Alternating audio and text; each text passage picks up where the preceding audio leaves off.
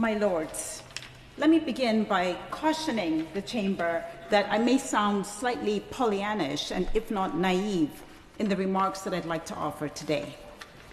It strikes me as curious that each year across the world, and here in your lordship's chamber, we meet to celebrate women, yet almost invariably we hear an extensive list of how women and girls continue to struggle, face harm, endure worsening inequity, and economically recede. Of course, as policymakers, we should not wish to see the lack of access and limited opportunities for women further entrenched, and we should be seeking and listening to lasting solutions.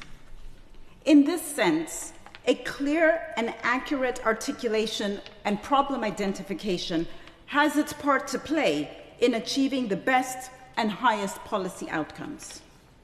But we must also celebrate success and thus highlight some sectors where women continue to progress.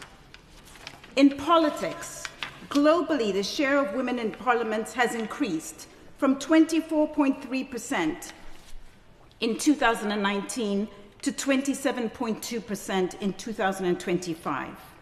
In the United Kingdom, both in the other place and here in your lordship's house, we now have the highest proportion of female representation ever recorded at 40% and almost 30% respectively.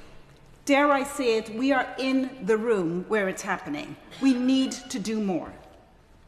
Around the world, several countries have achieved even higher levels of female representation in parliaments. In what is clearly a win for women in politics globally, at least 20 countries, including from Africa, Latin America, and the Middle East, have a higher proportion and representation of women than the other place in the United Kingdom. Among that list, my lords, are countries like Cuba, Rwanda, the United Arab Emirates.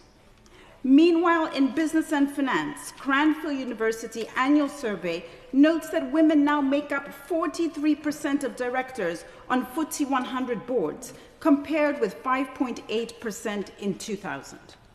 The number of women CEOs in the Fortune 500 has risen more than 6 times in the past 2 decades to reach a paltry but nevertheless notable 10.4%. Yes, even in science and technology, the more narrow fields picked to be highlighted in today's debate, we do see some progress.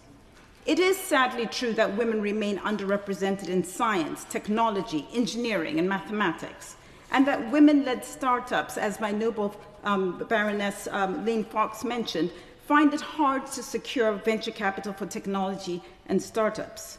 And of course, there is well-known concern that AI contains intrinsic gender bias that continues to harm women.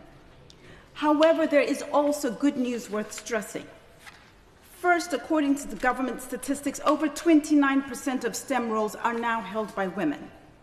This is crucial for long-term economic growth, that women are forming a greater proportion of the technological workforce. And thus it is encouraging to see total numbers of women in STEM roles having reached 1.3 million in 2023, according to the WISE campaign, up from estimates of 800,000 nearly a decade ago. Second, in terms of wages and compensation, there are visible improvements that the gender pay gap is closing, albeit slowly. According to a 2024 report by Outsource UK, the tech pay gap has improved to 15.6% in 2024, compared to 17.3% in 2021. My lords, third, in terms of leadership, no doubt there are prominent women making a mark, thereby inspiring a new generation of young women and girls. Here in the UK, we have standout examples in these important trends. Dame Emma Walmsley, the chief executive of the global pharmaceutical company GSK, which in the run-up to the 2020 pandemic was the largest vaccine producer in the world. She is also a member of the board of directors of Microsoft, one of the Magnificent Seven technological companies. Dame Kate Bingham, the prominent venture capitalist specializing in health, who was instrumental in the rollout of the COVID-19 vaccine and was at the intersection of business and government efforts in the face of that pandemic. My lords here in the chamber, the noble baronesses, Baroness Gustafson, Baroness Lane Fox, they count in the ranks of successful entrepreneurs in the fields of technology, which is why we must listen to them, but let us also celebrate them. And of course, Hannah Fry, the Cambridge academic who has made maths fun again.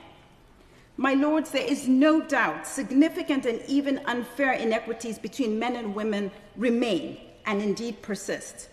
However, we are policymakers, we are in the room. And if we are not the ones pushing to advance and scale progress in Britain and beyond, then who is? We need policies that can deliver more women working and leading in science and technology together with greater pay and equity, which is why it's very interesting to participate and helpful to participate in this debate. My lords, clearly a lot more needs to be done, and at pace. But we must celebrate this year's International Women's Day by at least taking note of progress being made in science and technology. After all, the more that we celebrate successes today, the more likely we may have inspiring examples of success in the future.